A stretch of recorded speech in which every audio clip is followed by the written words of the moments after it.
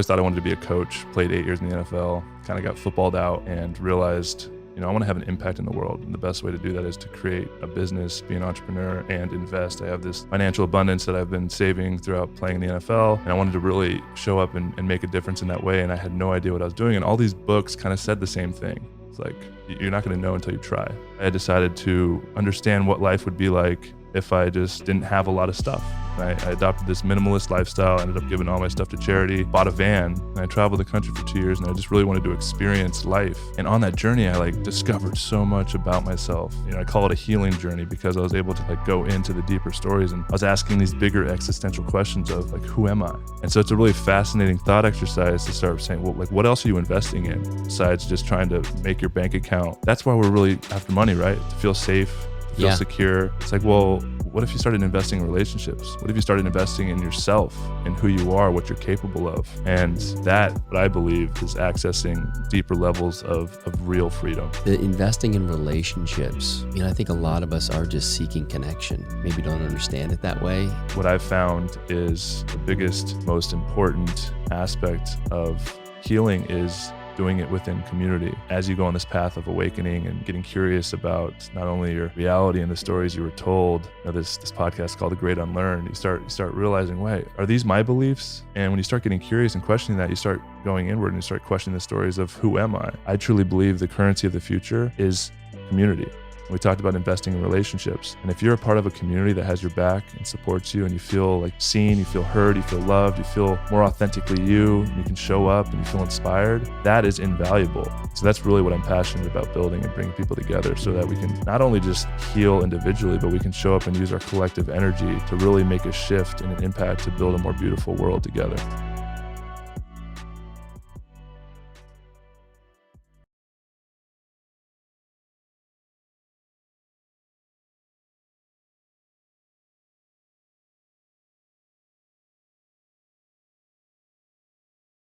Joe Hawley. Hey. We're finally doing it, dude. We're doing it. And I'm going to introduce you as, 8-year veteran in the NFL, Falcons, the Bucks, blah, blah, blah. But we know there's so much more than that. Yeah, that's not who I am. And it's been a long journey of uncovering that. Yeah, and I'm excited to get into that. It's such powerful medicine. I know you and I have shared a lot of that together, actually in this space, without the microphones on. But I know that journey has been so important to your own, growth and learning and facing a lot of different fears. So I'm excited for you to be able to share that with everyone today. That and so many other things. We got a lot to cover, which I'm really excited about. You and I met a couple of years ago. I think it was at Hawley's birthday gathering. Mm-hmm. Didn't get to spend much time together, but subsequent to that, through Austin Floyd, we spent a lot more time together. You'd come over for the Wednesday workouts. We had a few great drop-ins here as well.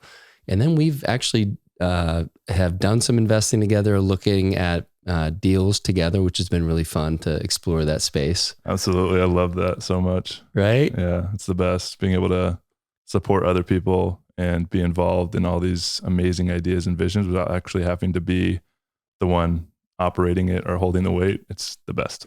Yeah. And then having, we get to share along with Austin and some others, really start to vet these things together and bring our own lens to it to give the group a little bit of a better understanding of what we're looking at. Mm-hmm. So that, for so long, I've been a bit of a lone wolf with that stuff, and I've learned a lot.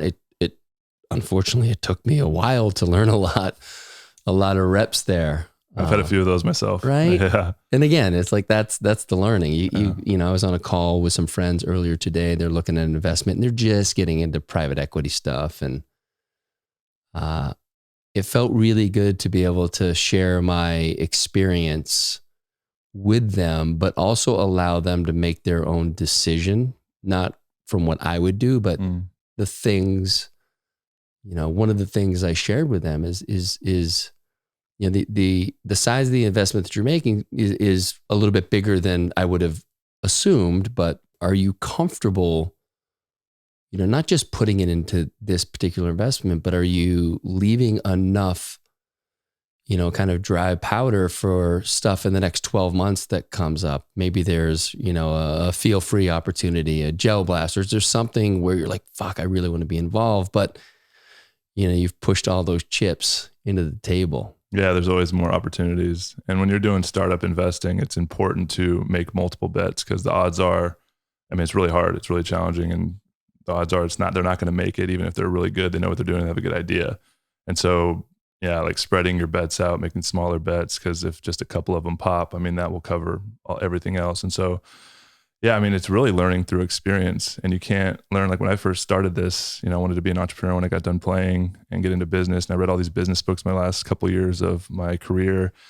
And because I always thought I wanted to be a coach, played 8 years in the NFL, kind of got footballed out and realized, I want to have an impact in the world. And the best way to do that is to create a business, be an entrepreneur, and invest. I have this financial abundance that I've been saving throughout playing in the NFL. And I wanted to really show up and make a difference in that way. And I had no idea what I was doing. And all these books kind of said the same thing. It's like, you're not going to know until you try. Like, go fail as fast as you can and you'll learn. So I really adopted that. And I remember my first investment, found this guy on Instagram. He had this really amazing nut butter. It was a keto product. I was doing keto at the time. There's not a lot of like really good snacks out there. It was really clean ingredients.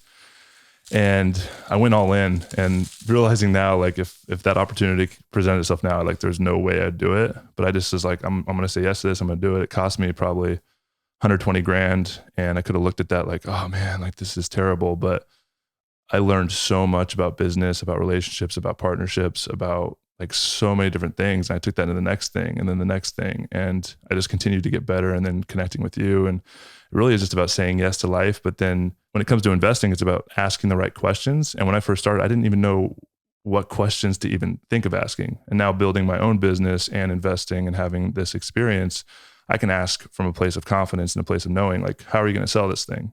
And like really hear their answer and feel their energy too. Because I think both of us, when we invest, there's a lot of intuitive connection of feeling into the person, into the idea. Is it going to have an impact in the world? Like, why are you really doing this? What's the intention? So there's a lot that goes into it. And I think having that intuitive side is really fun as well. Yeah, I think that's a great point. It's something that for a while I would look back on my lack of traditional due diligence as a flaw. And there's definitely a place for it. But to your point, like I was really tuning in. How do I feel about this? And when I've married that with better due diligence, and then on top of that, it ultimately has to be fun for me. I have to be excited about it, to support it. And most of these things are passive, right? With the exception of Feel Free, which I've gotten much more involved with because I want to.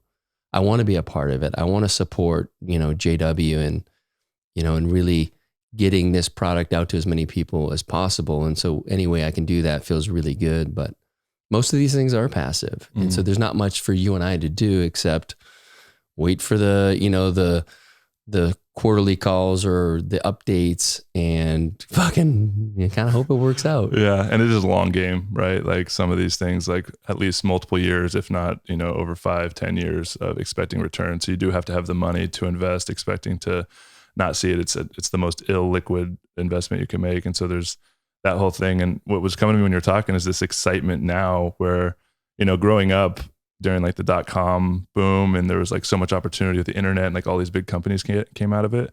It's like, oh man, we missed that opportunity. But what I see now with this new Web3 emergence and this new technology, and there's so much opportunity, and yeah, there's 99% of it's fluff, but to be in a day and time where we have this opportunity where I'm really looking into and diving down that rabbit hole of how can I invest into the future and what that looks like. And so, like you said, making sure you save some money for these other opportunities, because there's always going to be more. And I think both of us have danced with this as well, as this fear of missing out. Like if I say no to this, especially early on in my investing, it's like, oh, this opportunity came to me. If I say no to this and it pops, then what? And so we kind of give money rather than like, okay, there's always more opportunities. How do I really feel about this? Am I excited about it?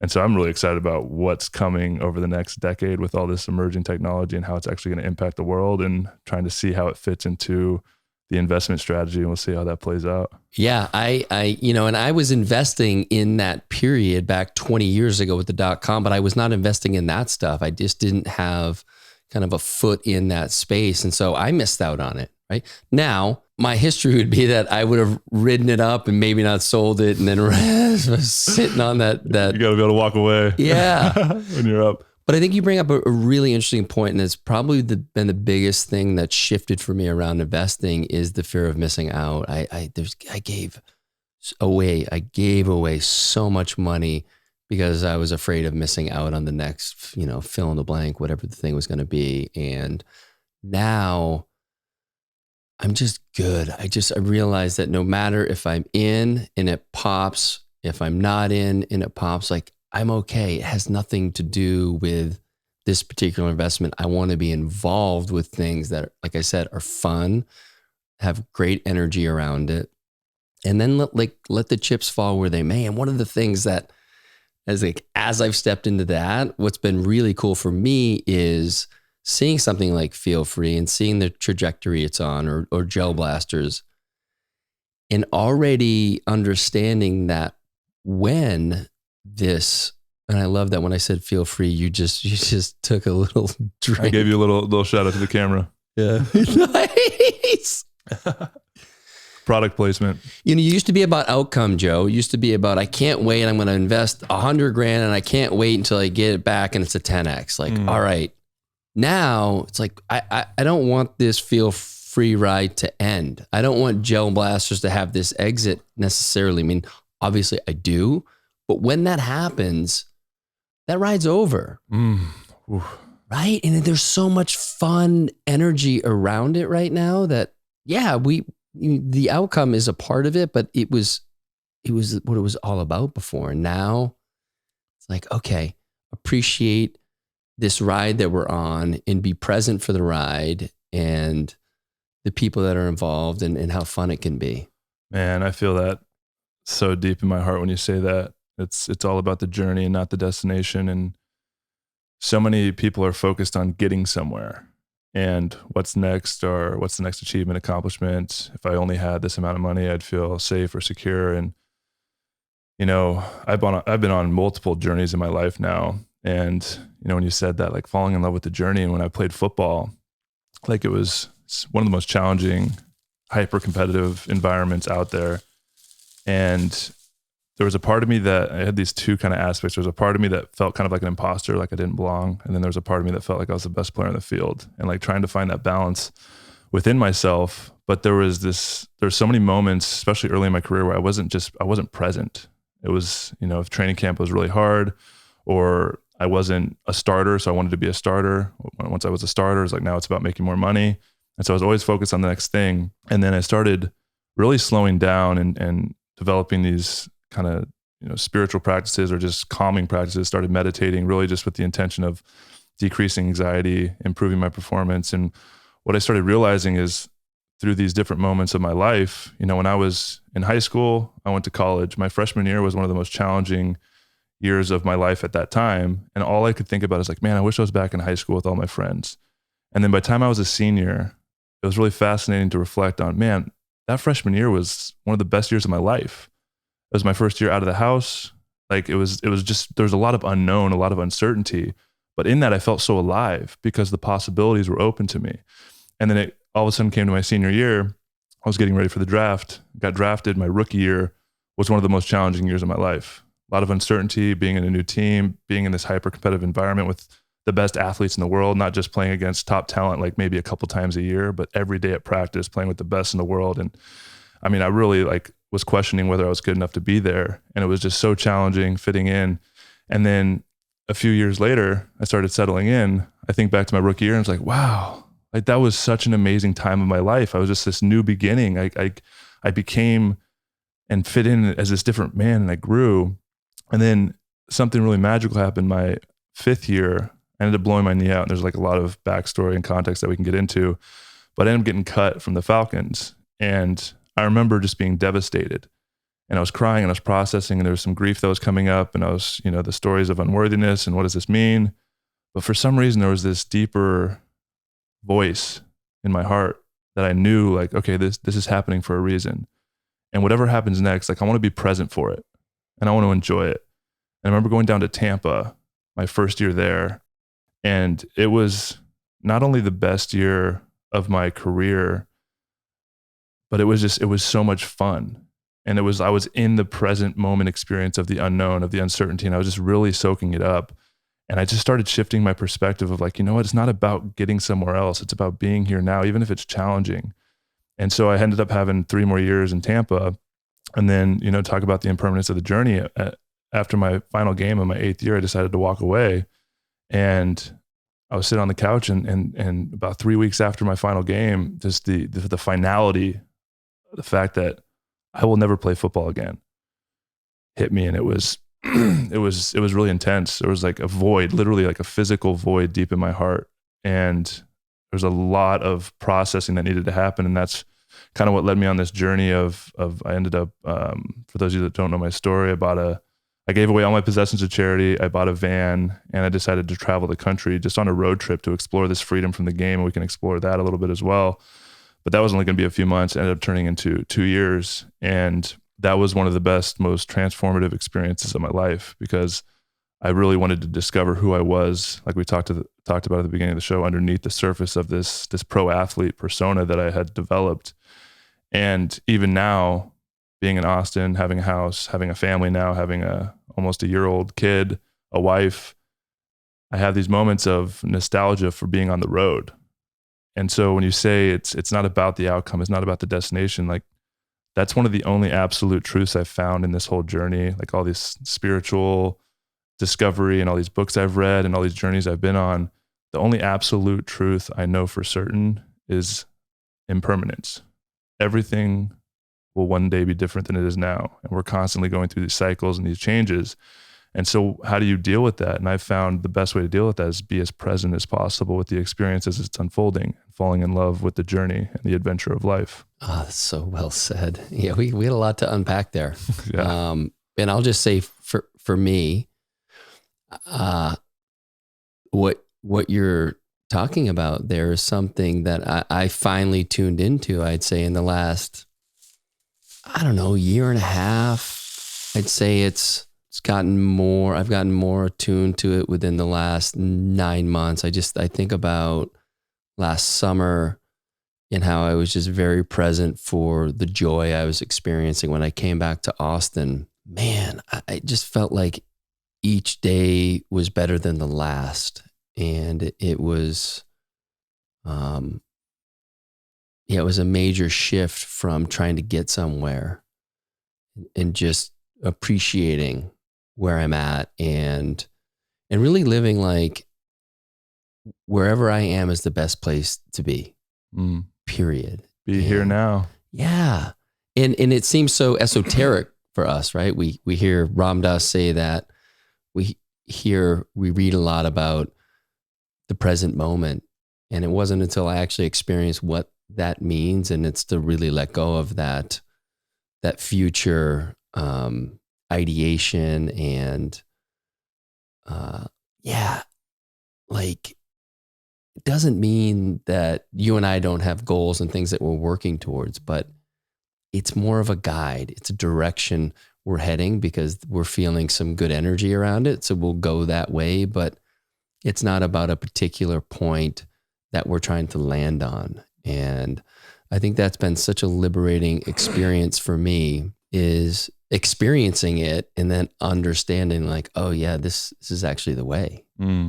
Yeah, I'm sure you can relate to this, with the success that you've had, but I'm really grateful that I was able to achieve not only a childhood dream, something that a lot of little boys probably dream of, one of the most statistically challenging things to do, which is play in the NFL. I think it's like 0.2% of high school seniors will actually make it and on a NFL roster. And to live there, or to live that dream out and then make more money than I ever could dream of, millions of dollars. I think at one point I was making $4 million a year. And it's fascinating how when I got to a point where I could buy anything I wanted as a kid, I didn't really want it anymore. And I got to a point where, I think I was making $4 million a year and I was like a starter, and I was like, I had made it. And then I was still lost in this idea of comparison. And I'd look at the guy across the locker room, or maybe the guy that's playing the position next to me, and he's making $10 million a year. I'm like, well, that guy's not that much better than me. You know, I want to make it. And got to this point where I was like, wow, I made all this money. You know, the game that I love so much is over, and I still feel unsatisfied, unhappy. And I had this very visceral experience of, and I'm really grateful that I experienced this at a young age, because a lot of people, you know, it takes their whole life to get to a point where it's like, okay, I'm making this money, but what's the point? Am I working for retirement? And I was able to do that at a young age. And I was like, man, what would life be like without all this stuff? Like, who am I on a deeper level? Why do I still feel unsatisfied, unhappy? Why is there still a void in my heart?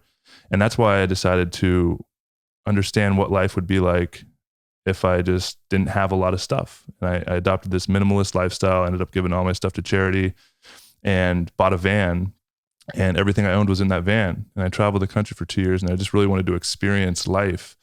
And on that journey, I like discovered so much about myself. I call it a healing journey, because I was able to like go into the deeper stories, and I was asking these bigger existential questions of like, who am I?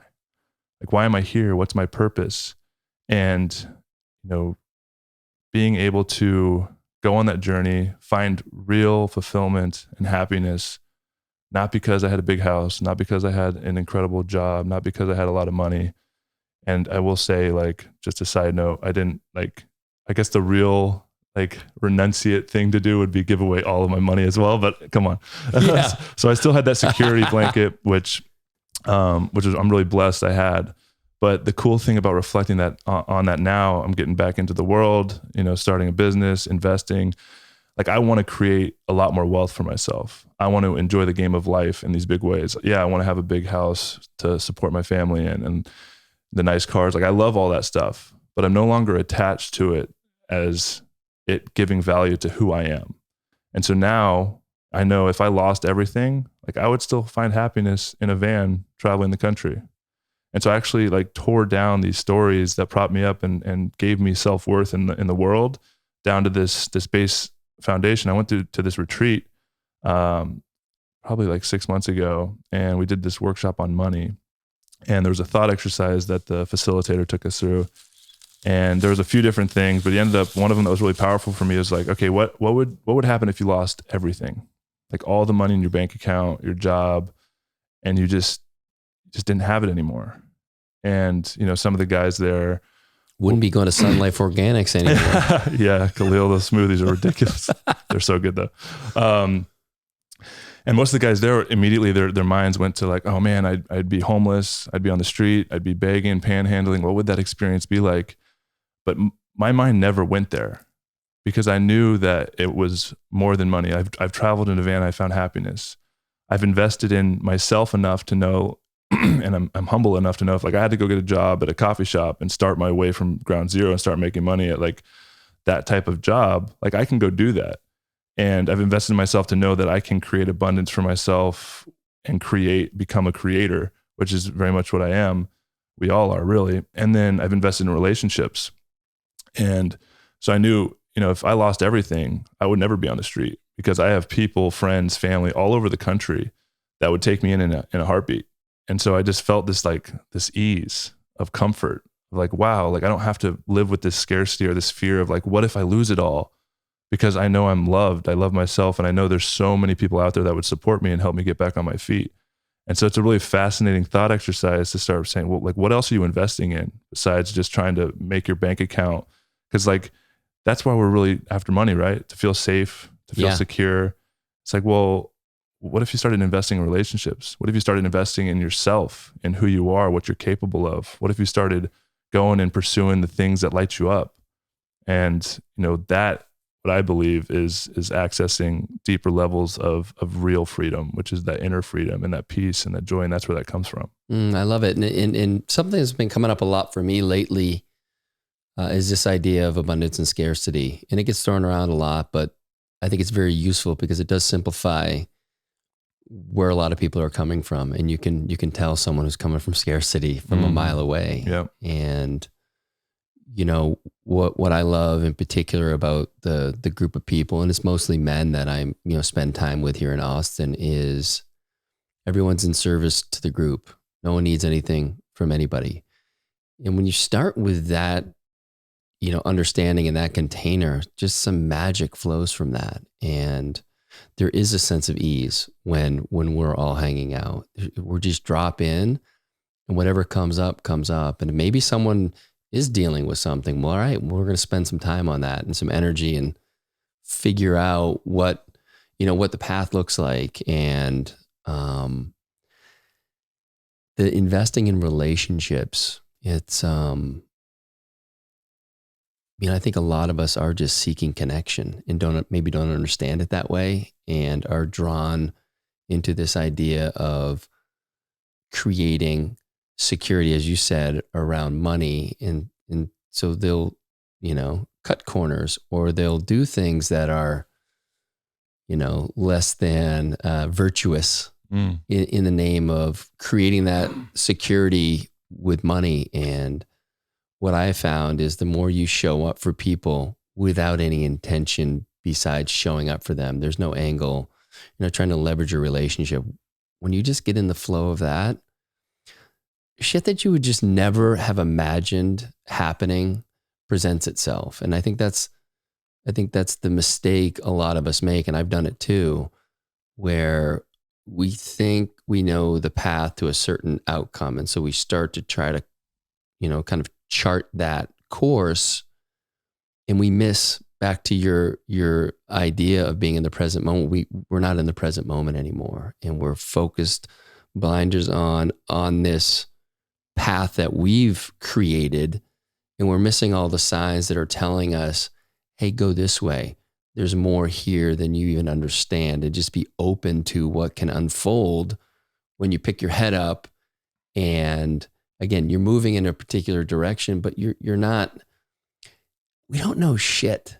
That's the thing. We talked about this before we got on. It's like there's so little that we know. And I love what you said. I love for you to actually dig a little bit deeper into this idea of the mind and the heart, and how that's helped guide you today, where, in the past, maybe you didn't have access to it. Yeah. I mean, we have this gift that is the mind. It's intelligence, it's intellect, its ability to predict the future, to think about the past experiences, and the ability to grow. And if left unchecked, the mind can really become this enemy that is always constantly working and using. And I think most people, they identify with their thoughts as who they are. And that's why, for me, meditation has been such a huge, impactful practice. And a lot of people, when they first get into meditating, I know I've experienced this, they may feel this, oh, I'm not good at it. I can't control my mind. My mind just races. And, when I first started meditating, I'd sit down for 5 minutes and I couldn't even, oh my goodness, my mind would just race, and I would just notice. I think my first practice was, can you count to 10 breaths? Inhale 1, exhale 2, inhale 3, and get to 10. And constantly I found myself literally lost in my thoughts, where I'd all of a sudden be on 17. Like, what the heck? What have I been thinking about? And so I'd come back and start at 1, and then I would count back to 10, and it would just constantly be happening. And so I think this idea that I'm not good at meditating, you're kind of missing the point of what meditation actually is. And meditation is really just developing the awareness of your thoughts, becoming the observer of them. And it's not about controlling your thoughts or stopping your thoughts, because that's just a losing battle. You'll never be able to do that. And it's really about just having an awareness of your thoughts and the ability to not attach to them. So a lot of us, we have these stories, these narratives going on in our mind, and we're attached to them as if they are who we are, and we are the story.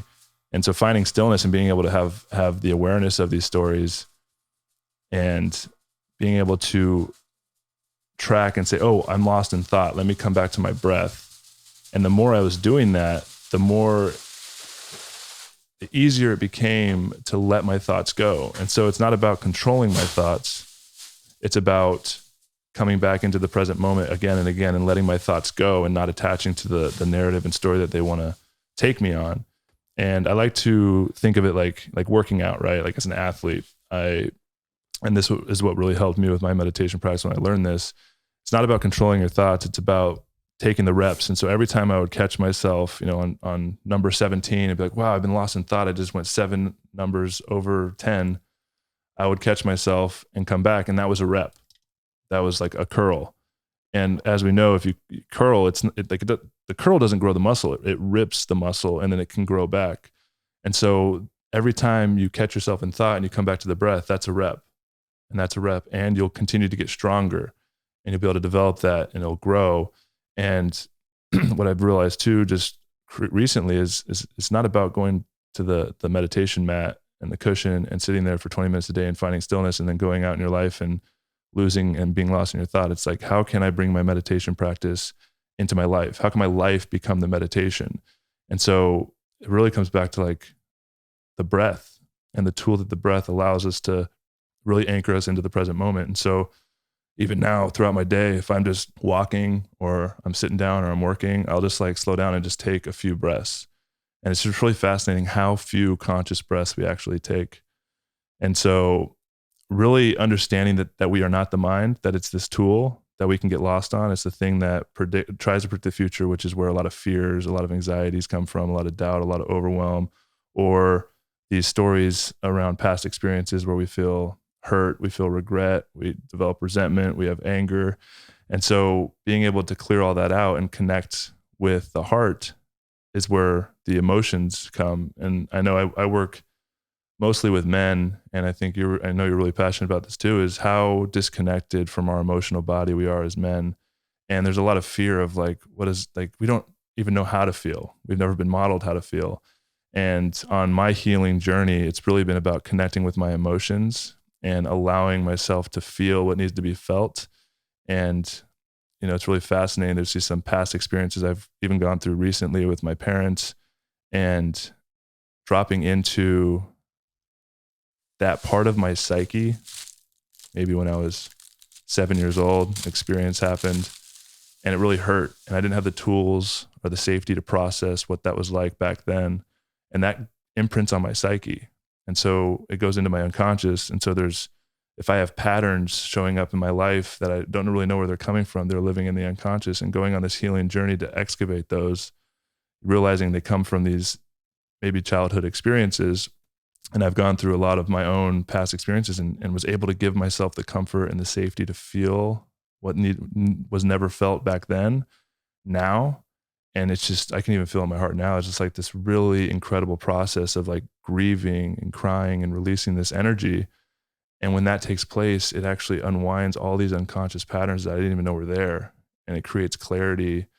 And I truly believe this path of enlightenment is to light up the unknown.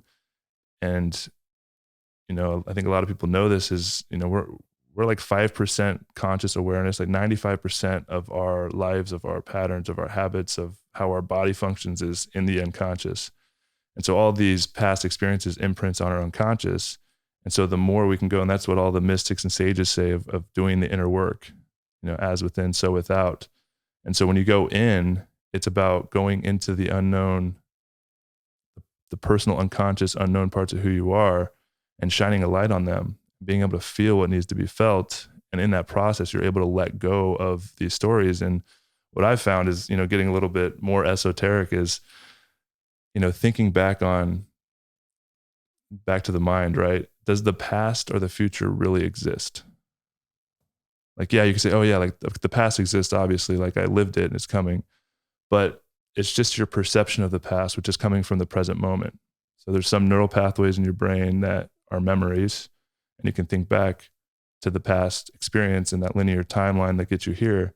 But when you go on this healing journey and you go back and access some of those old memories and you're able to see it from a different perspective, maybe something happened where, your parents didn't let you go out. You felt a lot of anger and you just thought it was all like, man, why are they doing this to me? This is so messed up. But what if they're like something else going on that you didn't really know? And now that you're an adult, you can really understand from a different perspective. Like, oh, they were just, I have a kid now, so I get it. Like they're just trying to protect them, keep him safe, or maybe there was something else that I wasn't doing that was my fault. And so being able to go back and feel that and see that moment from a different perspective actually heals and shifts our past from this present moment. And then back, to the future. Like our mind creates this future. Does the future actually exist? No, it's a projection from now. And so finding presence and being able to heal past timelines can actually shift who you are in this present moment, which actually helps you focus and create and become who you want to become, which is another concept of becoming the creator of your experience, which it does take this deeper process and healing that you have to go through.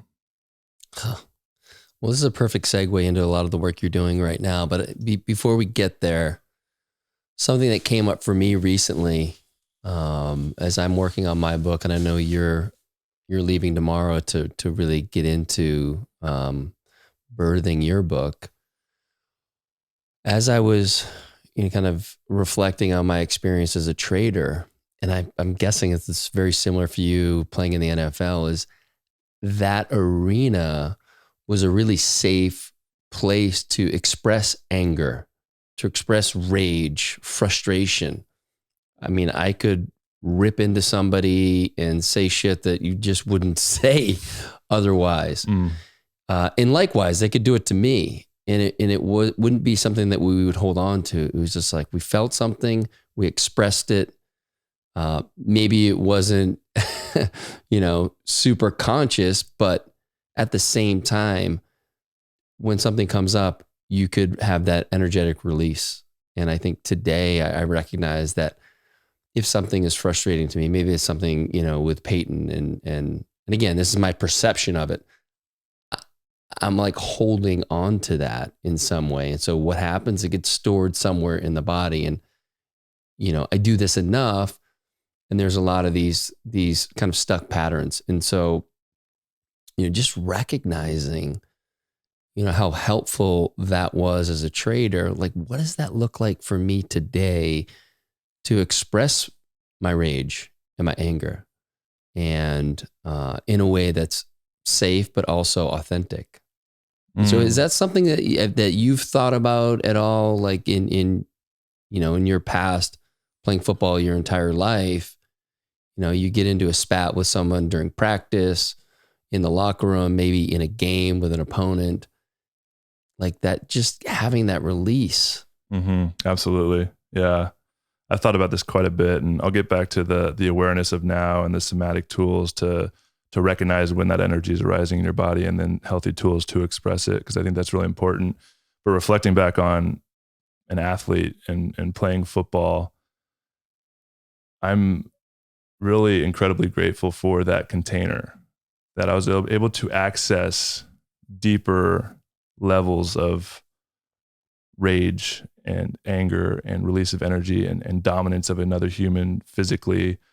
I don't think a lot of men have had that opportunity. And, just thinking back to like how we've evolved and not having that outlet, I think as an athlete, I'm really grateful that I had that opportunity to connect even this archetypal like energy force collectively that men have, and being able to have that medium to express it.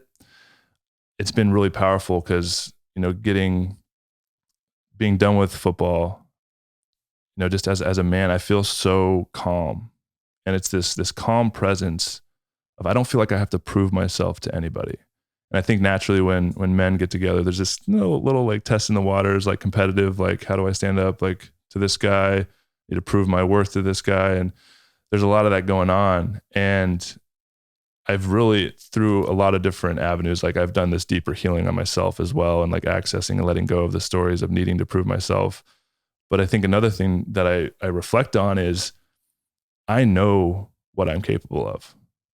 Like I know if shit hits the fan, if I needed to step up and handle a situation, I know what I'm capable of. I've pushed myself past my limits, being in a football game, like really dominating and playing against these grown 340-pound D linemen with so much pressure, so much on the line. And, just time and again, and being able to like feel so exhausted, so tired.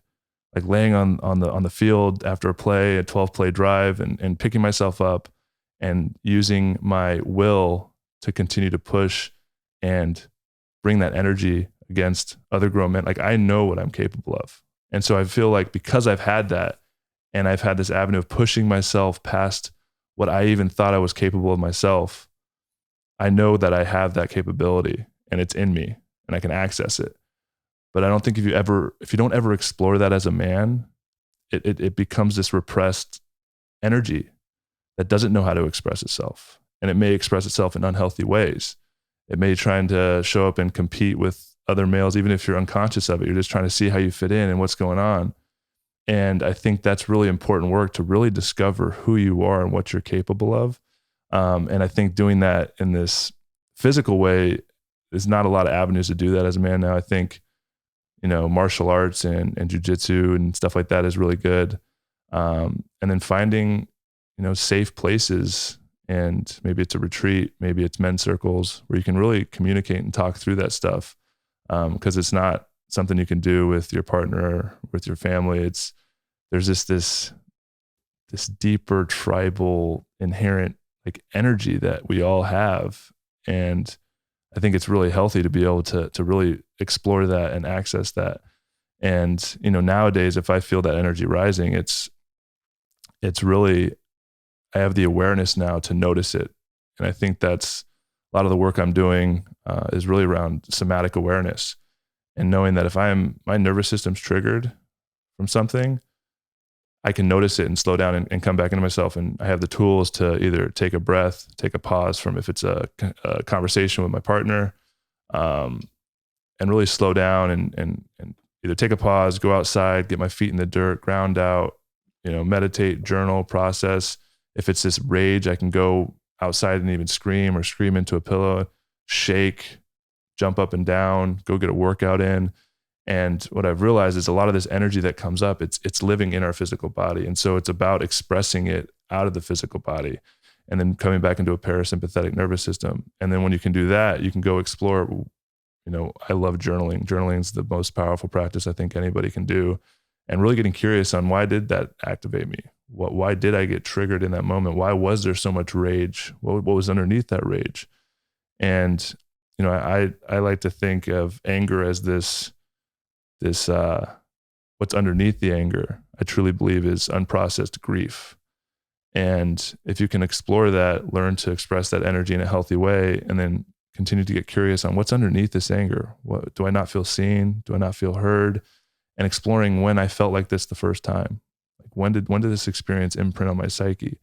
And there's this natural like uncovering process that really can happen if you just take the time and find stillness and journal about it, that you'll be able to uncover like, wow, there was this time when I was 7 that my dad like didn't see me or yelled at me or was angry at me. And it just, I didn't know how to like channel it. And I was just so angry.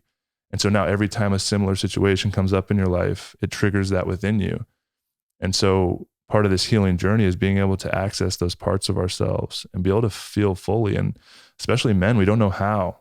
Like it's really easy. We know how to think about our feelings. It's like, oh, I felt this anger. I felt this rage. It's like, but what did that feel like? Like, what did it feel like in your body? Was it this fire in your chest? Did your muscles get tense? Like, what was that? And then when we can really get curious about how our body is communicating with us, like, and allow ourselves to fall into and surrender into those motions, a lot of times we'll just start breaking out. And this is my experience, and how I process a lot of energy is through some really deep grieving processes. And I've developed the tools and safety within myself to access that. Like if I feel energy coming up, like something sad happens or an energy, I literally will go into my back casita and I'll just allow myself to feel it fully, or I'll go in the sauna, feel it fully. I'll just start like grieving, crying, wailing. And I don't judge myself for what's coming through. I just allow my body to reset. And in those processes, when the energy is like the most cathartic experience ever. And I feel more free, I feel more centered, and just being able to process it. And I truly believe what we're going through right now, like individually and because of this collectively, is there's just so much unprocessed grief in the world right now. And we're being called to make a choice to to let go of this old way of being in a lot of different ways, and these old stories of who we are. And a good example of my life is I built up this personality construct and this story of being a pro athlete. Spent my entire life, all 16 years of my career, working to accomplish this singular thing, be the best football player I can be. And when it was over, like, whoa, like, who am I without this thing? I built up this story, and that was a massive ego death. Like, I had to figure out who I was beneath this, because this story wasn't going to serve me anymore. And it took me a while, and I'm still very much in process. I mean, it's not like a one-time, like, let me grieve the loss of being a football player. I mean, a big part of the time on the road, and even up to now, is I'll have a memory and I'll access it, and it's the finality of the game, never being able to play again, what it taught me, all the experiences, the love I had for the game, and now I'm never going to be able to play again. Like, sometimes the emotion will just arise and I'll grieve it. And so the grieving process is a letting go of something that we loved so much, and it served us maybe up to a point. And so for us, I think, to really learn how to grieve and give people permission and make them feel safe to grieve, because there's all these different things that go into that. Feeling safe is a big part of it, is a big part of what I think we're all going through, especially with men, and this kind of collective shift that we're feeling into. Yeah. So practically speaking, what does it look like for, someone listening today? And I think probably looking at the work you're doing now is helpful. Like, what are some of these somatic practices? You've shared some of your own, but someone comes to you, give us an idea. You have the Heart Collective, and you I guess you opened up the course now, right? Heart Opener? Oh no! So the Heart Opener is a course Ben's taking people through on that's specifically around the fear of love. But yeah, the Heart Collective, it started off as a community specifically for former pro athletes in that transitioning process, because 2 years on the road, I started asking the question, okay, now what? I don't want to travel, and I'm really feeling like I want to have an impact in the world now. I'm feeling ready to step into this. And the idea to start a community, because I knew if I had a community to plug in when I was done, like the challenges I went through would have been a lot easier to like plug into other guys going through the same thing. And there was nothing out there like that. So I felt called, okay, this is what I'm going to do. I'm going to really support other athletes going through this. And what I found is it was a really niche market, even smaller niche of guys that were looking for this type of work. And it just wasn't really sustainable. But on reflection, it was all exactly perfect of what needed to happen and setting us up for this kind of pivot that we've been going through, and this opening it up. And the Heart Collective is now open to anybody that's on this spiritual path of healing, who's looking for deeper connection, healing, and growth. And what I've found is, like we talked about before we pressed record, the biggest, most important aspect of healing is doing it within community, or doing it within the presence of others. And as you go on this path of awakening and getting curious about not only your reality and the stories you were told, this podcast called The Great Unlearn, you start realizing, wait, I was kind of like, are these my beliefs? Is this something that I was taught or told by, whether it's my environment, the culture I grew up in, my parents, my peers, school? It's like, is this what I believe? And when you start getting curious and questioning that, you start going inward and you start questioning the stories of who am I? And whether it's a big transition like me leaving football, or you just start getting curious yourself because you feel unhappy or unsatisfied, that's a very lonely and isolating journey at first, especially when you're in the same environment where everybody kind of knows you as this person. You start shifting and changing, and that can be really challenging. And so really, I'm really passionate about building community for that reason.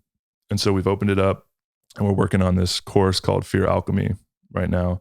Because fear, what we found, is the base energy frequency foundation of all of these other emotions, or, fear is the thing that's holding us back from either taking the first step to go on the journey or continuing, and really reframing what fear is.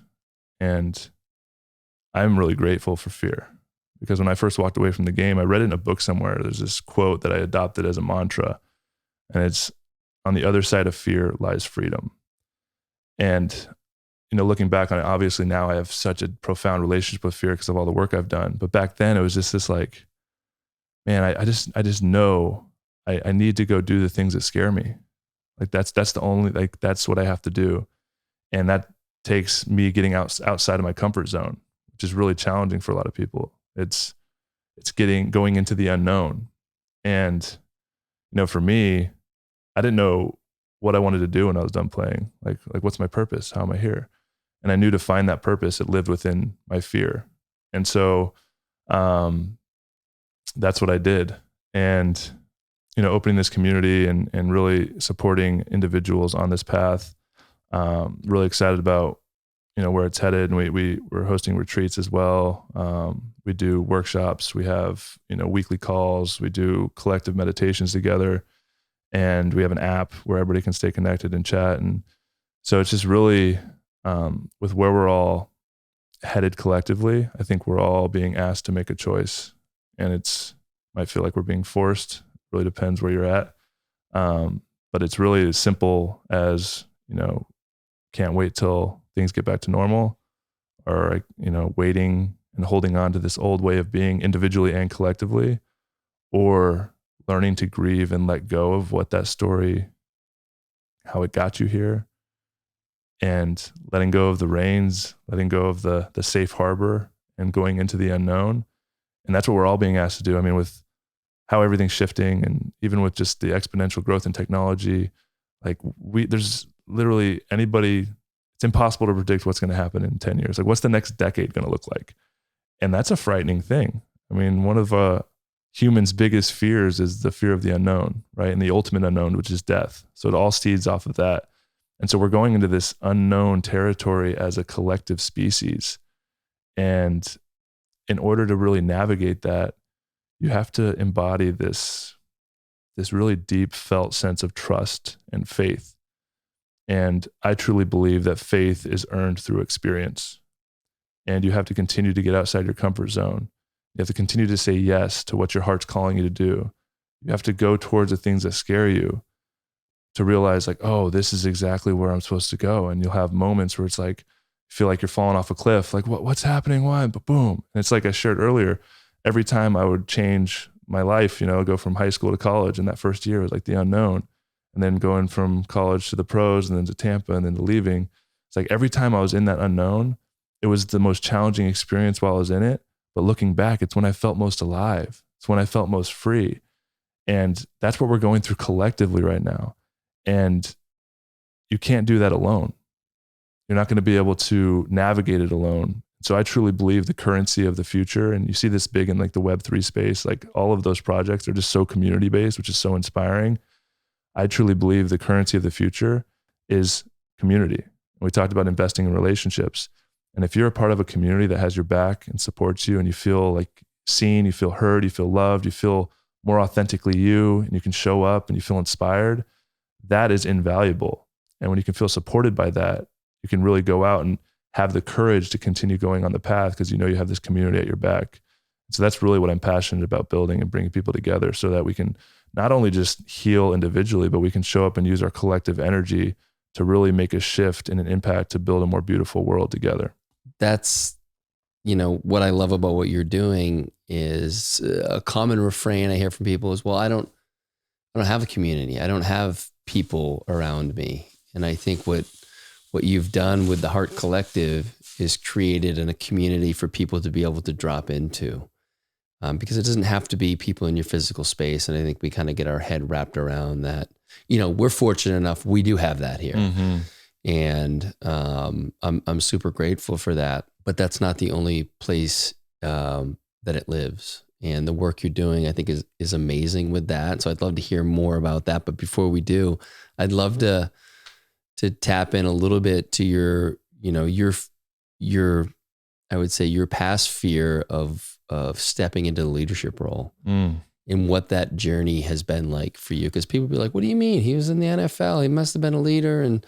But I know that you've had some challenges there as you've come into this kind of new incarnation. Yeah, no, thank you for bringing that up, because that's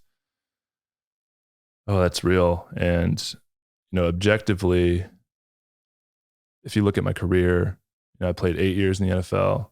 Like I started 50 games. I played in almost 100. It's a really successful career. And I'm sure anybody would be like, wow, man, I wish I could do that, man. You work so hard. Like, good for you. I'm so proud of you. It's like, yeah. But for me, I felt like I never achieved what I was fully capable of, like my fullest potential. And the reason I feel that is because there's so many moments throughout my career where I played small as a leader. And I've actually been doing a lot of deep work on this. And I have this big fear, like my big overarching fear of this lifetime has been the fear of being seen. And there's a lot of different experiences throughout my life. I think my upbringing, my parents, my relationship with my father and wanting to be seen by him. I grew up in a Christian household where I didn't feel like I could express who I was. There's a lot of judgment and shame that I felt that I started embodying. And when it comes to my football career, there are so many moments throughout where I had this opportunity to step up as a vocal leader, and I would let fear win. I was a really good, incredible leader on the field. I led by example. I was always like on every team I was on. I was probably like the fourth or fifth guy that people would look up to in the locker room, but I was never voted team captain because I didn't take that step.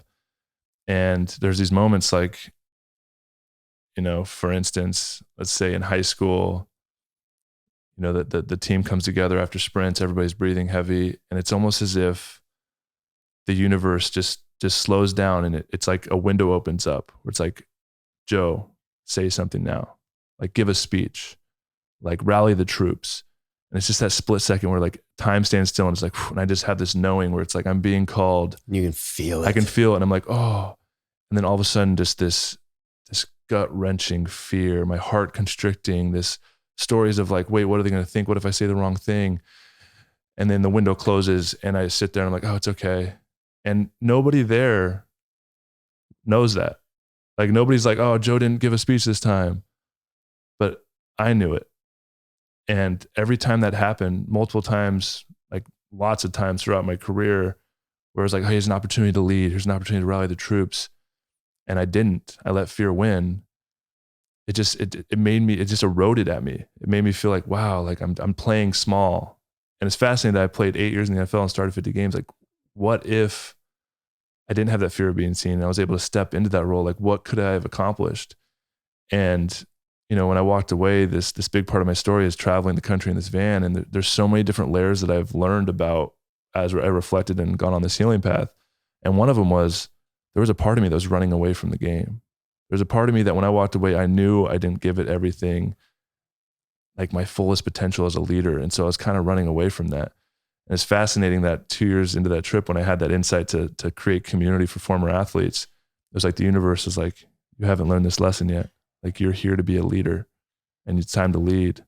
And that goes back, circling back to on the other side of fear lies freedom. And so my purpose, I know I'm an incredible leader. I know I'm here to learn how to lead.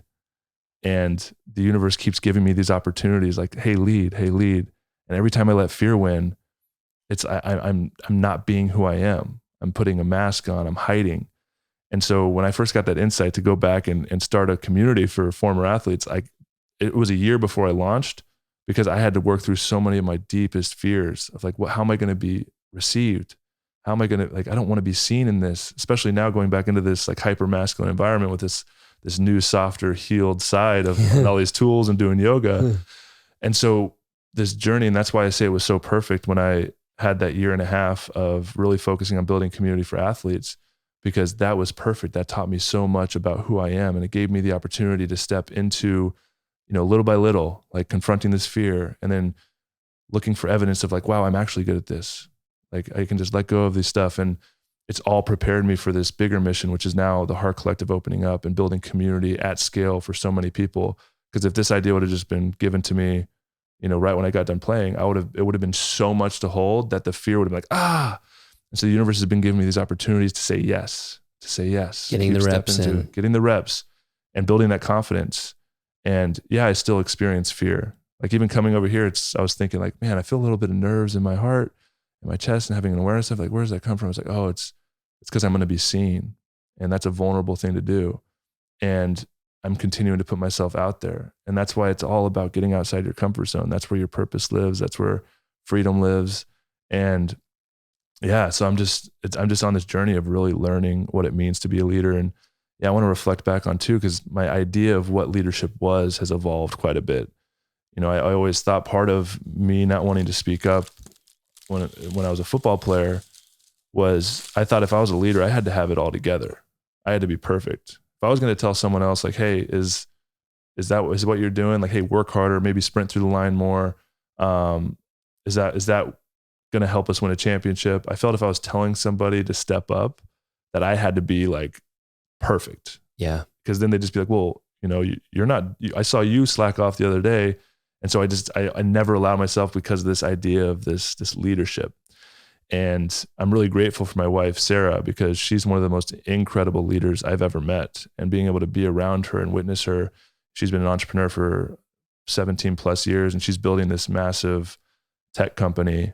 And just being around her and the witness how she leads her team. And then, you know, if there's like some conflict resolution that needs to happen within her team and she communicates it with me, and just how she works through this, she's really helped me reframe what leadership is. And I think this is an archetypal collective story of what leadership is as well, because a lot of businesses, they have this hierarchical structure. Like, leadership is this person's above me, they tell me what to do. And that was definitely in my psyche, is like, this is what leadership is. And she's really reframing and embodying this new type of leadership. Oh, you're saying, so if I'm, you know, a leader on the football field, anybody that I'm speaking to needs to be in some way below me. I need to be, yeah. Mm-hmm. Great point. Yeah. And the way she leads her team and the way I've begun to re-identify what leadership is this idea of the round table.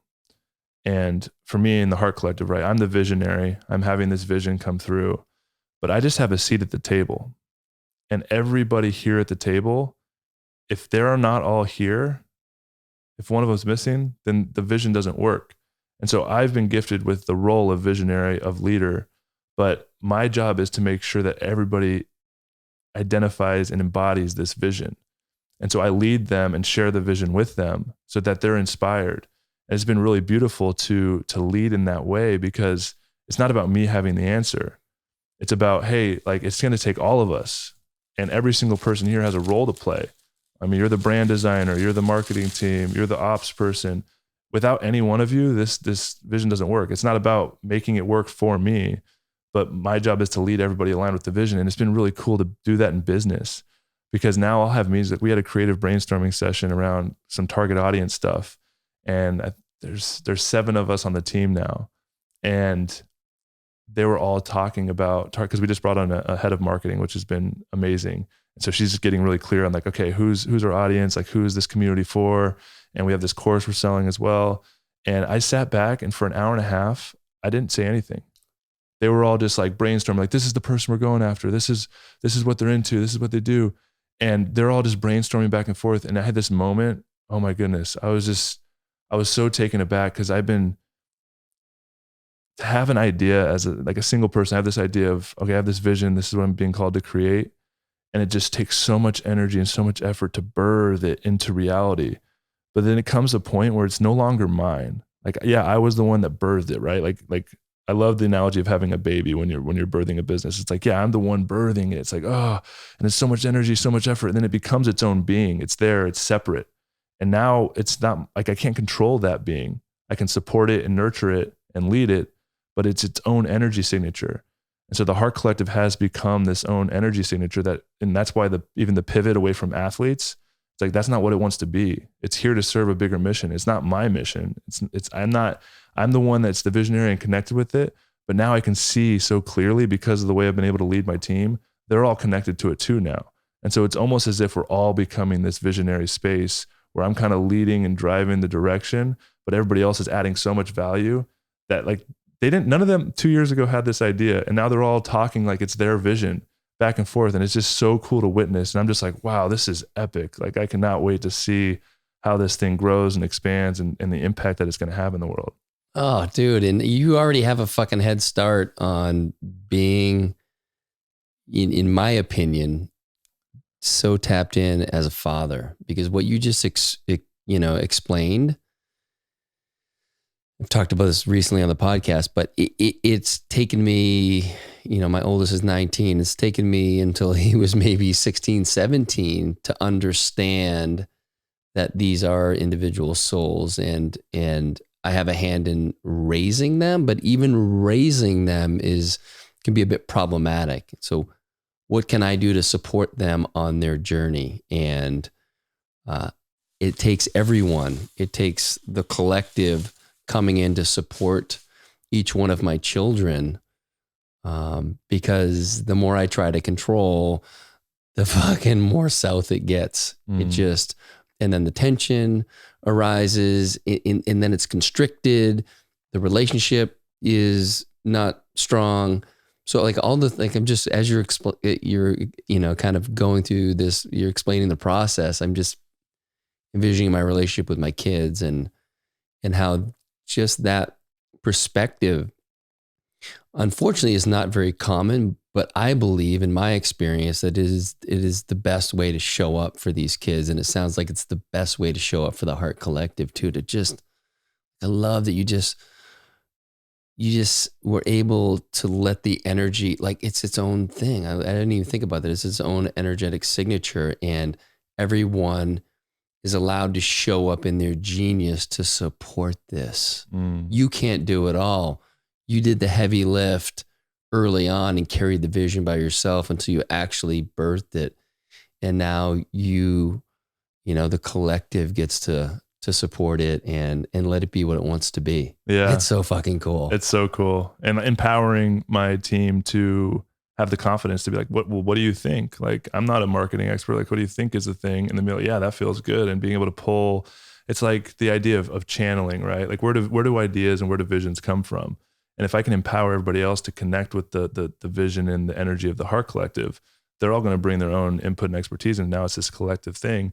And the really cool thing about this, even I believe with the future of business, it's really this community-led growth. And Sarah's doing this with her company, Growmotely, where, I mean, she's on the surface, a remote job hiring platform, but in reality, it's so much bigger than that, because she's building community, and everybody that she hires through her platform becomes a part of this greater community where they support each other.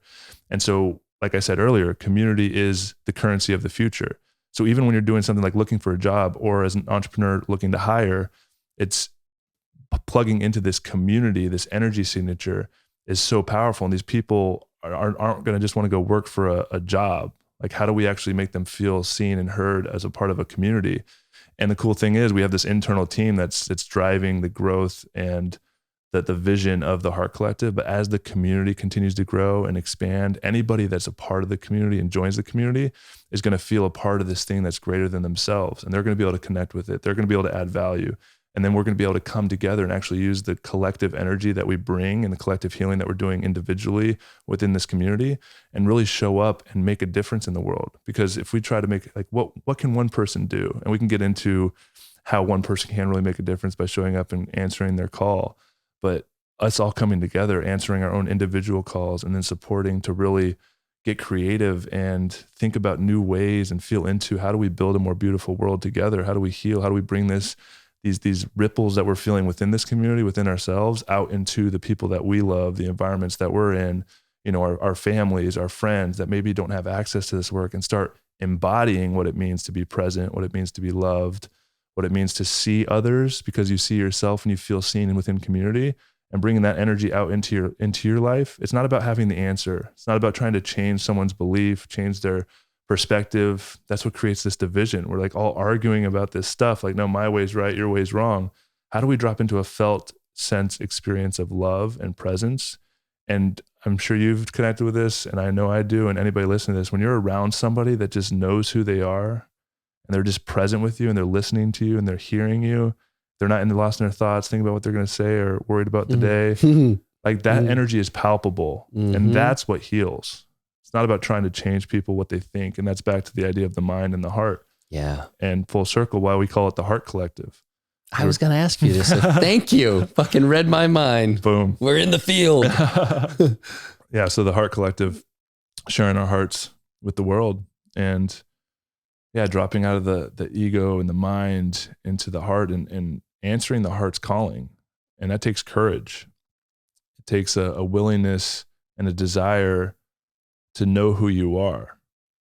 And when you can start having the courage to just say yes, and the way you know which direction to go is to identify your fear, having an awareness of your body, like, oh, this thing, like, oh, I feel a little bit nervous of that. It's like, oh, maybe that's what I should go do. Mm-hmm. Dude. Maybe, what's underneath that fear? And, it's the Joseph Campbell quote, the treasure you seek is in the cave that you fear to enter. Mm-hmm. So literally the treasure, the knowing, the remembering of who you are lives within your fears. So if you want to go on this journey, you have to say yes, and that takes courage. And the beautiful thing I've been reflecting about, courage is such a beautiful emotion, embodiment. I don't even know how you describe it. It's like courage only exists because of fear. Like without fear, there would be no opportunity to embody courage. We wouldn't be able to experience what courage is. And so, thank you, fear. Thank you, fear, for giving me an opportunity to be courageous. It's beautiful. Dude, that's so, I haven't spent enough time sitting with that. So I'm really glad this came up today. As you were talking about, fear, I think about my first experience with our friend Boyd Vardy. I heard him on a podcast, and the host, Patrick O'Shaughnessy, had visited Londolozi, Boyd's family's game reserve in South Africa. And Patrick was on it's a really small six-person men's retreat. And one of the thing that triggered me to say, I need to go do this, was Patrick recounting the experience the night they all slept out on the land. So one night they sleep out on the land, there's a fire, everybody's, asleep. There's one person who makes sure the fire stays lit and keeps the coffee going for the next guy who gets up. And so you have like an hour and a half where you're doing the watch. He talked about when he was during his watch period, there was a hyena that came up, and he had an encounter that he had to manage.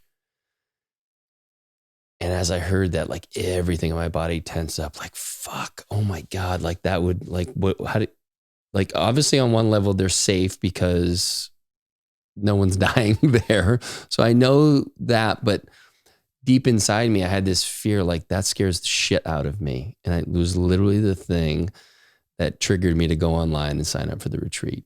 And because of that, I met Boyd in July of 2019. And now he's become such a huge part of my life, my family's life, this Austin life, all because of that feeling of, fuck, that sounds terrifying. I think I need to do it. Now, I would say that isn't necessarily the norm for me right now. And so this whole conversation is bringing more of that up for me. Like, and it's almost like I'm guessing, reflecting back on those moments where fear had allowed you to step into courage, and then what happened. Mm-hmm. And so I love that I've got some homework for later today. Yeah, and saying yes to life. And it wasn't about the confronting the hyena. I mean, the deeper level is going and doing that is this deeper comfort within yourself. Like, wow, I can go live out on the bush for a night and confront that fear, and I make it through, and I feel safe. I feel more confident in my everyday life because I went and experienced that. But then it led to this amazing friendship, and the seed of saying yes to that experience has grown into, like, your life would not be the same without it. And it could be something not like confronting a physical danger. Like, that's an easy concept to understand how it can activate the nervous system. But even something within a friendship or a partnership where you feel a desire to speak your truth or say something, but there's this fear that it might hurt the other person, or a fear that it might not be received. And when you go to share it, you might hold it in because the fear is keeping you. And when you go to say, you might feel a lump in your throat, your heart start racing, and the fear is telling you like, don't do it. Trying to keep you safe. I love you, man. This isn't going to be good for you. Yeah. And when you know and follow that, and you say, you know what, like I need to say this because it's on my heart, and I know it's not about the other person. I need to get this off my chest. And I'm sure anybody listening to this, I know you've probably experienced this where, yeah, it's hard. But as soon as you say it, you not only feel good, but more times than not, it's like received, it's off your chest, and it leads to maybe a deeper connection with your partner because they can finally like, oh, I never knew you felt like that. I never knew when I did this thing, this is how you felt. And so instead of holding it on, which leads to what? Leads to resentment, leads to anger, and you're holding that energy within. If you can follow that fear and say, wow, this is really scaring me to speak this, like I probably should go do that.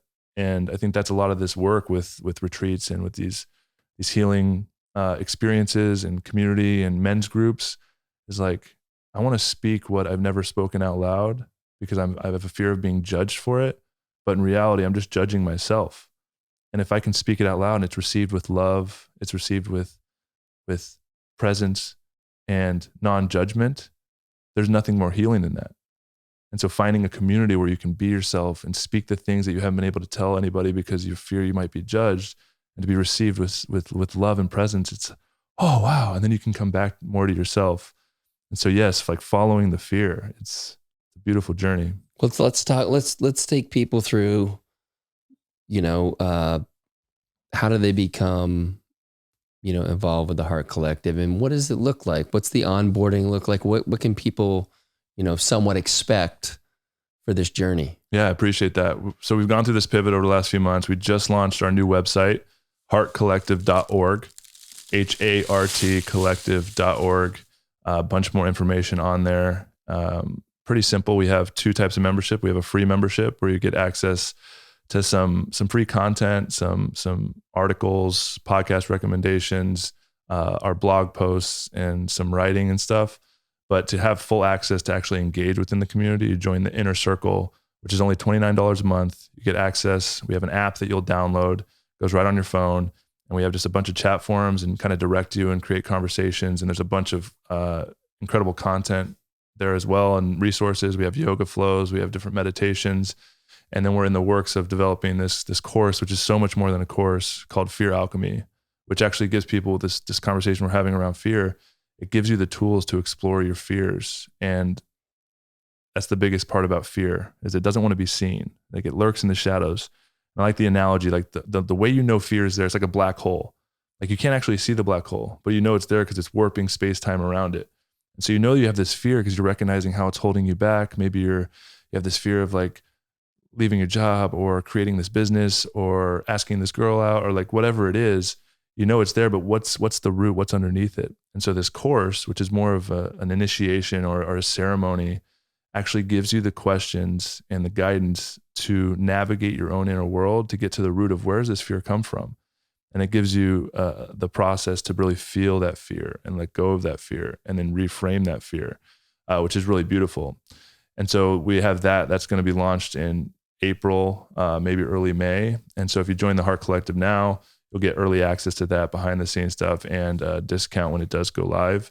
And then when you're on board, we have weekly calls, and this is very much still evolving, but we plan on doing weekly calls. We're going to be doing Q&As around the Fear Alchemy course. If you're taking that, we do these things called heart-to-heart calls, where there's usually a prompt before we drop in, a question for you to reflect on, and then being able to jump on a Zoom call where you can actually share your process and what you uncovered. Because like we talked about, being able to speak that truth out in front of the presence of others, it's just a profoundly healing experience. We have these calls called the Collective Breath, where we all come in and drop in and do a meditation together, visualization, and we can get really creative with that, it's a lot of fun. And then we have these heart social hours. So as the community grows, we'll have these heart social hours where you can drop in, and we'll do breakout groups where you can actually, with prompted questions, so you can actually get to know the community, so we can create this really tight knit connection. And I'm really passionate about this idea of like community, because I think we're evolving past this age of the influencer and everybody following somebody, and it's just this one direct communication, right? Like, I have 10,000 people following me. Is that a real community? And I know influencers have communities, and some of them do it better than others. But if it's that one way direct communication, like, I'm the community, and you're here for me. I'm really passionate about building community where it has an energy of its own. People within the community are connecting. And it's about the energy that we're sharing and the path that we're on, not about any individual person. And that goes back to like me as the leader of the community. Like, yeah, that's my role, but I'm here to cultivate community so that you feel a part of something bigger than yourself. And we're working on, be hosting a wide variety of different retreat experiences, couples retreats. We got a whitewater rafting retreat going in September. And just really excited about doing the retreats because I am really passionate about being in person, live. There's just nothing better than experiencing that presence with others.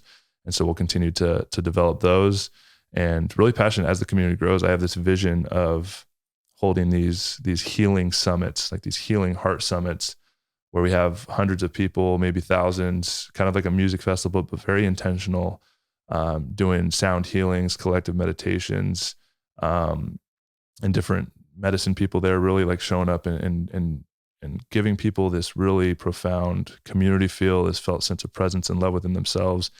And the more we can tap into that, I mean, I truly believe that's what's really going to move the needle on healing this collective frequency of fear that's kind of blanketing the planet right now. And are you doing one-on-one coaching still?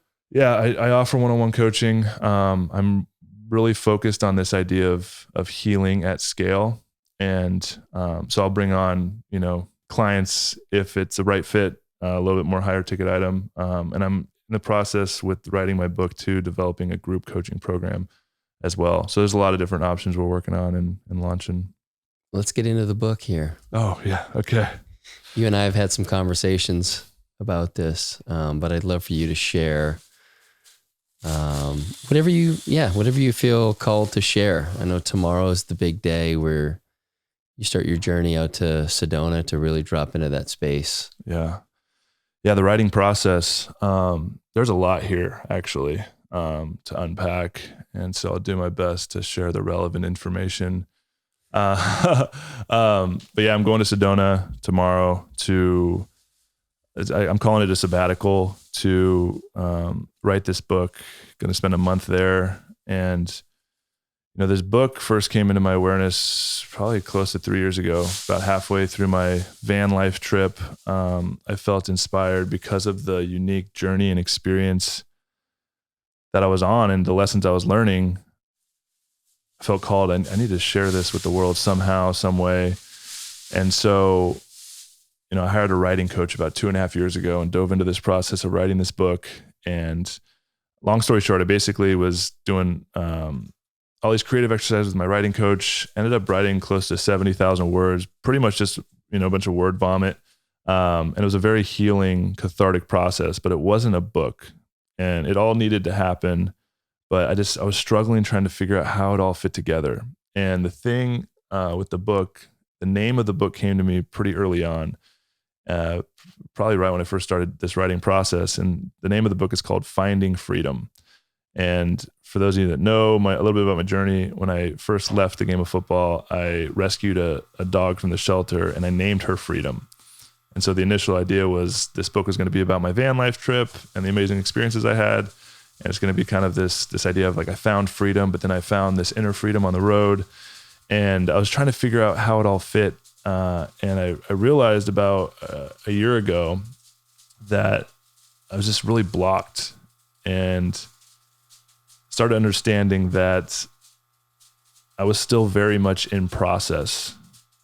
And although this book has shifted, like the framework of the book, the message of the book, it's continued to evolve and shift, but the title has always stayed constant, like Finding Freedom. And so I've always been reflecting, like, what does that mean to find freedom in my own life? And so I realized I was very much still in process. So I was like, you know what? I got a lot going on. I'm just going to put this to the side and press pause. I told my writing coach, just when it comes to me, it comes to me. I have so much going on. I'm a new father. I'm building this business, and it's just not coming. And I knew when it's ready, it'll come. And so I was in Sedona last October and for my birthday, And for those of you that have been to Sedona, it's just a beautiful place, and the energy there it's really palpable. It feels like there's this deeper connection to presence, to nature, to myself, to my own inner wisdom and knowing. And so when I got there for the weekend, I was like, wow, this space is so special. And I had this insight and this vision of, I need to come back here and write my book. And so I asked my wife if she'd be down with it. And so we picked March. And so this is a few months ago, picked March to go to Sedona to write my book. And in that process, really, it's fascinating to think about. It was one of my biggest fears, and I'll reflect on this, because when it comes to writing book and the whole journey of on the other side of fear lies freedom. When I first walked away from the game, and wanted to travel the country, I started this blog called Man Van Dog Blog. And my vision was, I want to do a written travel blog, sharing my experiences. And like, it was a really big, hot thing back then. And I just had this really cool vision. And so I got everything set up. I got a branding company to create a little brand, which was cool. Started a website, got it all created. And then I sat down to write my first blog and spent like 3 or 4 hours writing and read it. And it just was terrible. And I was like, well, I can't put this out there. And there's a lot to unpack there, because a part of it was my fear of being seen. Like, it's a very vulnerable thing to share your writing. And then I was thinking back, like, of course, I've always had this story. I wasn't very good in English class and didn't really know how to write, or that's the story I was told. Never got good grades. So I was always told, like, I can't write. I'm not a good writer. And so I got to this point, like, of course I can't write. What am I thinking? And this writing story was so bad that even when I started learning about the power of journaling, I couldn't even journal. Like, I would write in my journal and I would cross it out, and I would just judge myself so much for what was coming out. And so what I did for a couple of years in my journal was I would just read books and take really powerful inspirational passages and quotes from books and put them in my journal. But I would never share even myself with my journal. I was just in so much fear and shame and judgment. And so it got to a point like, man, how am I going to even write a blog? And so I ended up pivoting and ended up doing like YouTube videos instead. And even when I shared my journey on Instagram, if you go back to my early Instagram posts when I was on the road, I would put a picture and I would put a quote of someone else. I wouldn't even like say my own thoughts and words. I'm really grateful for Instagram because it gave me this space to like continue to slowly like write my own words. And I learned about this thing called stream of consciousness journaling, the morning pages from Julia Cameron's book, The Artist's Way. And so I started journaling and writing and not judging what was coming out, just like stream of consciousness journaling. And I started writing 10 affirmations at the end of each one. And I knew if I wanted to write a book, and like reflecting back on this just even very recently, like, why did I decide to write a book? And I think it's really cool because I realized it's something that I thought I could never do. So I knew I had to do it. And so I'm just this process over the last 4 years of what this book really means to me. It's not, hey, I want to go write because I have something to share. It's so much more than that. It's this challenge to myself to prove that I can do things that I don't think I'm capable of, and shift that narrative around so much. And I know that's inspiring to me and inspiring to others. And so I just journaled every day, and I started noticing something magical happen. Like, my writing started improving. I started feeling more comfortable with who I was because I was starting to understand and have conversations with myself on the pages. And then I started doing positive affirmations, like, I am an author. I'm going to write this book, and just really creating a new story. And so when I started writing a couple of years ago, like, the writing that I was doing was very much still like trying to figure out that whole process, and all of it needed to happen. But as I've gotten prepared for this month in Sedona to write this book, I'm realizing that I am not the one writing it. And a lot of times, if I try to think about the words that I need to write and how it's going to receive, like, all of that creates blocks. And so over the last month, I've been really setting a lot of intention, I've been praying a lot, I've been finding stillness, and I've just been connecting with the energy of this book, Finding Freedom. Like, what wants to be shared? I have so much experience, I have so much life, but when you talk about writing a book, it's like, you can't just like, there's got to be some kind of through line. There's got to be some takeaways for the reader. There's got to, like, what audience is it fitting? It's a lot more daunting project than just like a blog post where it's like, hey, I have an idea. I'll write a few pages about it and put it out. There's got to be some continuity to it. And, am I doing just a memoir about my own experience, or am I teaching like wisdom that I've learned about from my own experience through that work and the healing journey and football? Like, is how much of my football journey is in it? How much is the van life? How much of like the spiritual understanding? How much of the healing with my family and my parents and my relationship to God and creation and source? And so just all this stuff. And over the last month, it's been really cool because I've really just continued to connect with it, not trying to like feel stressed of like, I need to start writing because it's only a month and I need to be prepared. It's like my preparation has been connecting with it, slowing down, letting go of the fear, letting go of the doubt, connecting with my heart and opening the channel and just allowing like what wants to come through and then releasing attachment to that. And even just today, I was sharing with you earlier, like I'm receiving these little insights of like, oh, I'm like, is that what the book's about? Because that's not really anything I've been preparing. It's like, yes, like just show up and write and it will come through. And so as I get prepared to leave tomorrow to go to Sedona, I just know I'm going into this process. It's this ceremony. And for any of you out there that writing is a very cathartic process. And even those first 70,000 words I wrote that were kind of word vomit, I cried a lot during that. I processed a lot. I was able to like reflect on my story. And a lot of that was around my football journey. And so I know this month, it's not about the outcome of like, I can't wait to get this book done so it's out. Yeah. It's about the journey of what's going to unfold over this next month. What am I going to learn about myself and what's going to come through? And if I just keep connecting with that, there might be a book on the other end, and we'll see how it turns out. Your whole energy just lit up when you talked about that, dude. How excited are you for tomorrow? I was so excited. And as you said, the ceremony's already started. Oh yeah. You're in it. Yeah. And the importance of intention. And another thing I'm excited about, I'm driving there and the rest of my family, my wife and then our nanny / best friend, Belle, and her partner are all coming with us. So, because we have Luca, so I can really have the space. And talked about earlier in the show, the nostalgia for being on the road with me and Freedom, my dog. Yeah. And it's really cool. I'm really stoked about, it's like a 17-hour drive there or something like that. And it's going to be me and my dog Freedom and being on the road. And I haven't had that like solo road experience for a long time. And it's going to be cool to have the space to just be on the road, just seeing the horizon, just cruising, and then getting prepared for this experience and this ceremony. I'm just so stoked because that's going to bring back so many memories of traveling around the country with her. Yeah.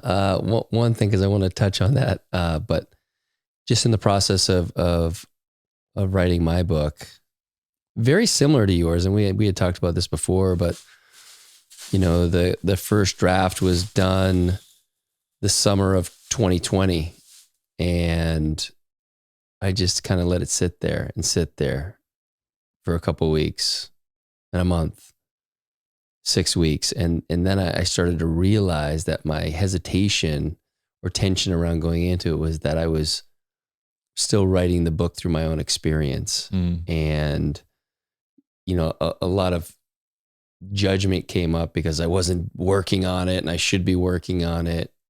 But when I finally understood that there was so much more for me to share about my own personal journey, what I was working through and alchemizing through my experience, that it allowed, the book to go on pause. And then as I've revisited it a little over a year ago, it's much different than I thought it was going to be. And you talk about, the NFL and, maybe the healing around that.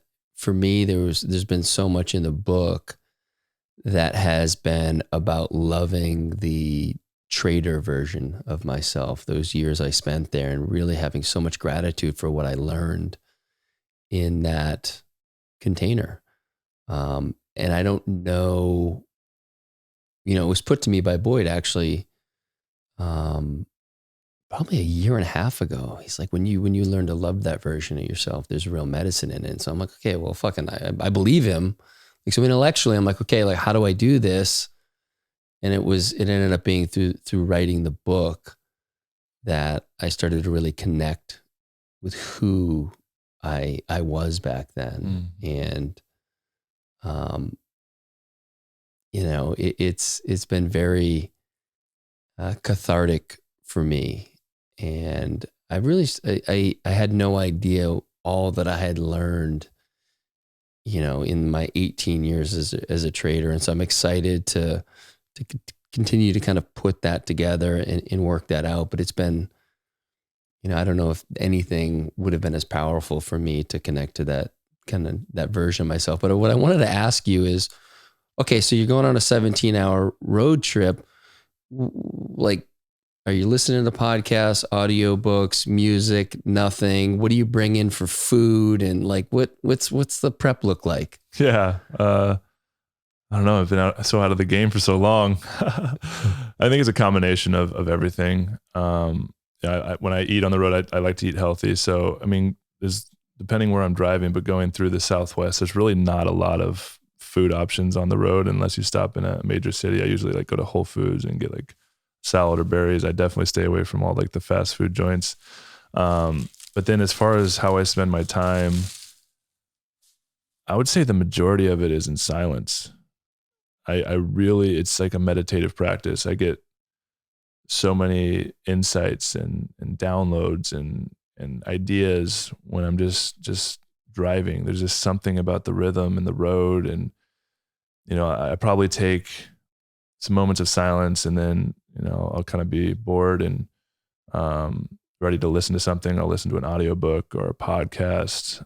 There's a couple podcasts because I work from home now. I don't travel around as much. I don't listen to as many podcasts anymore. So Same. There's a couple podcasts on the back burner that I'm excited to listen to, maybe throw on an audiobook, maybe call some people. But yeah, mostly just being with myself is just so therapeutic. I love it so much. Yeah. That I got a great piece of advice back when I was trading. Guy, James Fitzgerald, who's my coach at the time, recommended, he's like, look, when you leave work and you're driving home, don't put music on, don't put on a podcast, just be in silence. And what that did for me is it allowed me to show up when I got to the front door to actually be husband and dad and kind of process all that had gone on through the day in that 15, 20, sometimes a 30-minute drive, depending on traffic. But, I love listening to music. I love podcasts. So back then I was listening to Howard Stern all the time. So that's like, I really enjoyed that. Mm-hmm. But it just is like continuing of this noise, of unprocessed noise. And it wouldn't allow me to, I'd show up very distracted. And so I love the practice of being in silence in the car. Again, it can be challenging because you're like, fuck, yeah, I just want something really light right now. Yeah, I got a funny story with that because it's when you're choosing to do it and you have access to, like, when I'm ready to listen to a podcast or an audiobook, it's there, I can do it. When I was traveling around on the road, I ended up losing my phone in Kansas on a hike. And I didn't realize until I was driving off, I didn't have it. And the next closest Apple store to get a new iPhone was in Colorado Springs. So it was like a day and a half drive. And so I was in Kansas is the worst state to drive through as far as beauty goes. It's just flat farms, like the whole, like for hours and days, it's just flat. There's nothing to look at.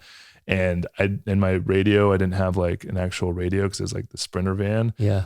And so I was forced to be in silent for a day and a half. And that was an entirely different experience because then I was having to sit with some stuff where I was like, oh, wow, like I'm really just so uncomfortable. And I'm like, what is this mind doing? Yeah. So it's nice to have that balance. Yes, for sure. Well, dude, this is awesome. I knew it would be, but thanks for coming on. I'm glad we did it now. Yeah. Before your journey. Thanks, to Cal. Sedona.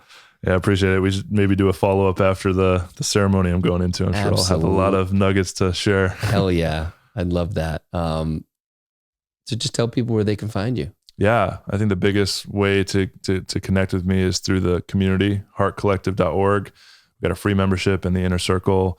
It's really cool, the app we have. My journey with that is I'm not as active on social media. Just the frequency of it's very...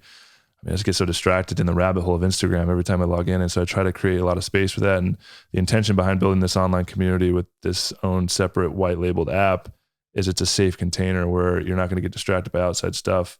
And so that's where I'm most active. So you can DM me on that and you can connect with other people within the community.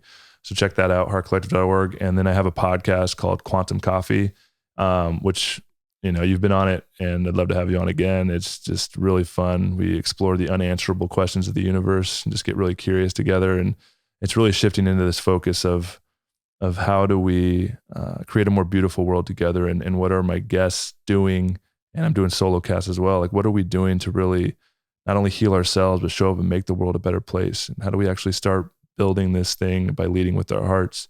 And so there's a lot of really good conversations on there if your audience would love to check it out. Awesome. And I'll make sure that we link to our episode in the show notes, because that was such a great conversation and experience. So thank you, brother. Thanks for coming on today. Yeah, thanks, Cal. It's amazing. Yeah, I love you, brother.